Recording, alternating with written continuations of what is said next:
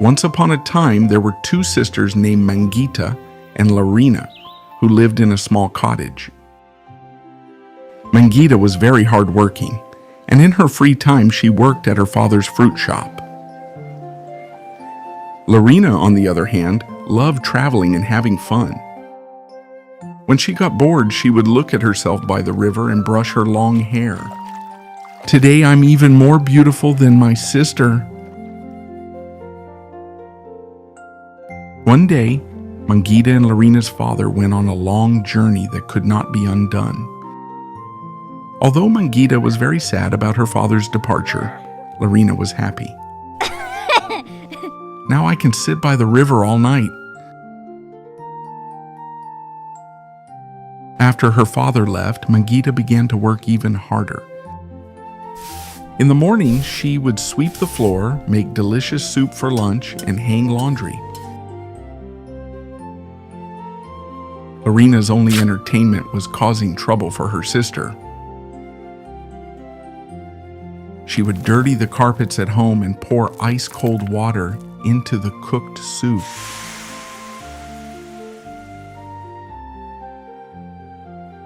"Why is the soup still cold? And why are these carpets dirty? I just cleaned them." "The animals you fed must have dirtied them, huh?" One day, Larina went out for a walk in the forest. She carelessly picked unripe fruits and threw them into the river. At that moment, an old woman walked slowly towards her. "Hello, dear girl. I am very hungry. Could you give me some fruit too?" Larina handed the old woman the wild strawberries she had just picked, which tasted bad. "Auntie, you can eat as much as you want. These are the most delicious strawberries in the world." As soon as the old woman ate the strawberries, her stomach began to hurt. "Are these strawberries delicious?" "Ugh, still, thank you." As Larina was returning home, the old woman fell asleep right there.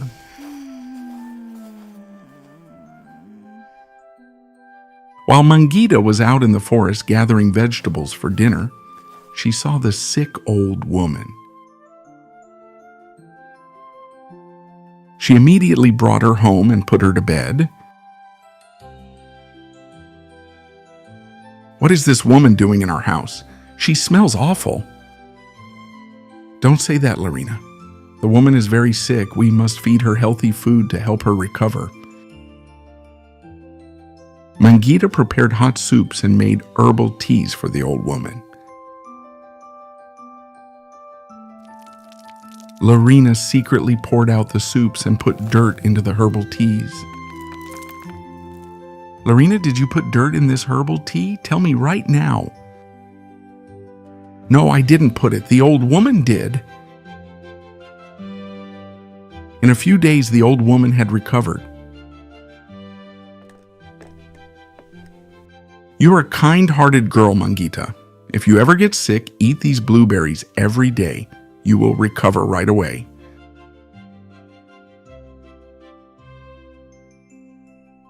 After a long time of doing all the chores by herself, Mangita became very tired and finally fell sick and went to bed. "Larina, could you bring me the blueberries the old woman gave me?" But Larina ate all the blueberries herself. "There's nothing here. Maybe the birds you fed ate them all." Mangita became even weaker, falling asleep drenched in sweat. Larina left the house and went to the river to comb her hair. At that moment, the old woman appeared before her again. "Hey, little girl, where's your sister?" "She went to pick fruit in sacks and went to work. What's it to you?" The old woman realized that Larina had lied. She immediately went to their house to see Mangita. The old woman felt very sad when she saw the young girl who helped her drenched in sweat and looking sick, and cried for a long time. Larina, who was watching them from the window, laughed out loud. Just at that moment, the old woman turned into a beautiful fairy. Larina was very surprised when she saw the fairy. "You're a fairy. I open my house to you. You owe me. Let me have the most beautiful hair in the world. Quickly, use magic and grant my wish." Actually, when the fairy first saw Larina, she turned into an old woman to see if she was a good person. "I gave you a chance to do one good deed, but you always did bad things." At that moment, the fairy waved her magic wand from side to side.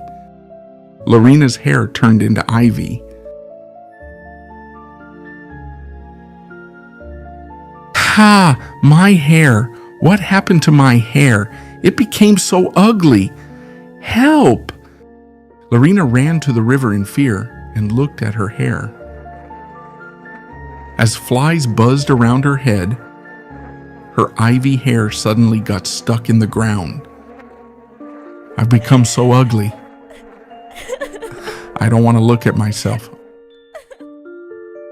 At that moment, the fairy fed a blueberry to Mangita, and she finally recovered and opened her eyes. "Thank you, fairy.